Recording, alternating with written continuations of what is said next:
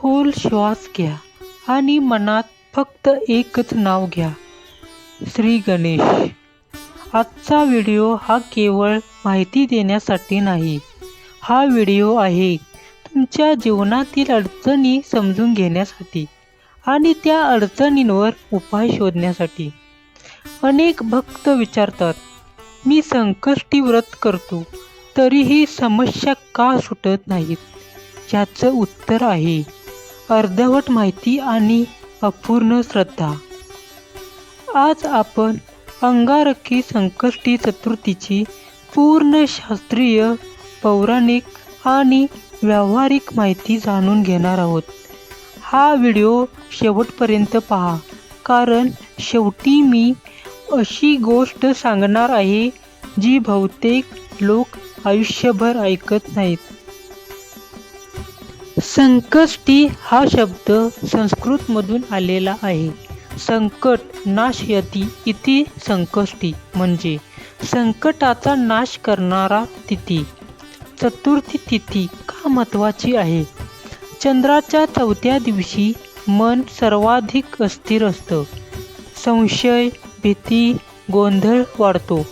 शास्त्र सांगतं या दिवशी गणेश उपासना केल्याने मन स्थिर होतं.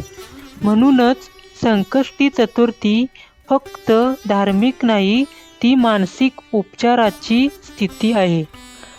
अंगारकी संकष्टी आणि मंगळ ग्रहाचा संबंध बघूया. जेव्हा संकष्टी चतुर्थी मंगळवारी येते तेव्हा तिला आपण अंगारकी संकष्टी असे म्हणतो. मंगळ ग्रह म्हणजे ऊर्जा, धैर्य, रक्त आणि संघर्ष. जर मंगळ दोष असल्यास अचानक अपघात होणे, कर्जवाढ, भांडण होणे, कोर्ट केस किंवा करिअरमध्ये अडथळे येणे. पुराणात सांगितले आहे की अंगारकी संकष्टीला गणेश पूजा केल्यास मंगळ ग्रह स्वतः शांत होतो. म्हणूनच हे व्रत युवकांसाठी, गृहस्थांसाठी आणि संघर्षात अडकलेल्या लोकांसाठी अत्यंत प्रभावी आहे. आपण एक कथा ऐकणार आहोत, पार्वती माता आणि गणपतीची जन्मकथा. एकदा कैलाश पर्वतावर पार्वती माता एकट्याच होत्या. भगवान शंकर तपस्येसाठी गेले होते. पार्वती मातेने विचार केला, माझ्या रक्षणासाठी कोणीतरी माझ्याजवळ असायला हवं. त्याच क्षणी तिने आपल्या अंगावरील हळद घेतली आणि एक सुंदर बालक तयार केला.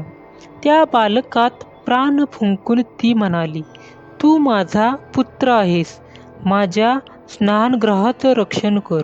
हाच बालक पुढे विघ्नहर्ता गणपती झाला. ही कथा आपल्याला शिकवते, संकटात स्वतःचा रक्षक तयार करावा लागतो आणि तो रक्षक म्हणजे श्रद्धा. आता आपण उपवासाचा खरा अर्थ बघूया. उपवास म्हणजे फक्त अन्न टाळणं नाही. उपवास म्हणजे विचार शुद्ध करणे, राग कमी करणे आणि संयम कमी करणे.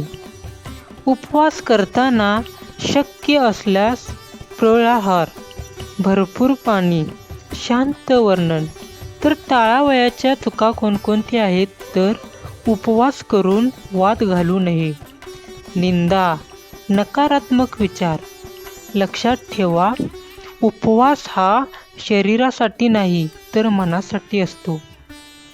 तर आपण बघूया संध्याकाळच्या पूजेसाठी कोणकोणते साहित्य लागते. तर लाल फुलं, दुर्वा, मोदक, तुपाचा दिवा. पूजेचा क्रम कसा असला पाहिजे? प्रथम दीप प्रज्वलन, गणेश आवाहन, दुर्वा अर्पण, संकष्टी व्रत कथा आणि मंत्र जप. तर मंत्र कोणता? तर ओम गणपते नमः हा 108 वेळा मंत्र जपला पाहिजे. त्यावेळी मोबाईल बाजूला ठेवा, मन एका ठिकाणी ठेवा. आता आपण चंद्रदर्शन आणि पारणा पाहू. चंद्र हा मनाचा कारक आहे. चंद्र दर्शनाशिवाय संकष्टी व्रत अपूर्ण आहे. चंद्राला अर्पण पाणी, फूल, अक्षता आणि त्यानंतर गणपतीला नैवेद्य आणि मग पारणा. आता आपण संकष्टी व्रताचे प्रत्यक्ष फायदे बघूया. पहिली आहे आर्थिक स्थैर्य, मानसिक शांती, निर्णय क्षमता वाढ आणि नकारात्मक कमी. ही चमत्कारिक गोष्ट नाही, ही शास्त्रसिद्ध प्रक्रिया आहे.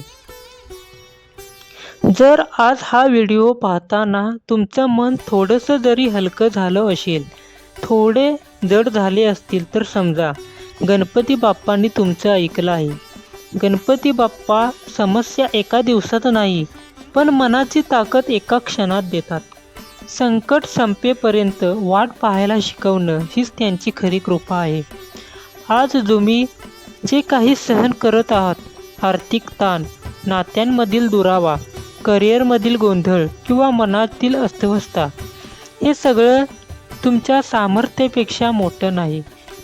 फक्त एक गोष्ट लक्षात ठेवा, गणपती बाप्पा तुमच्या पुढे चालत नाहीत, ते तुमच्यासोबत चालतात.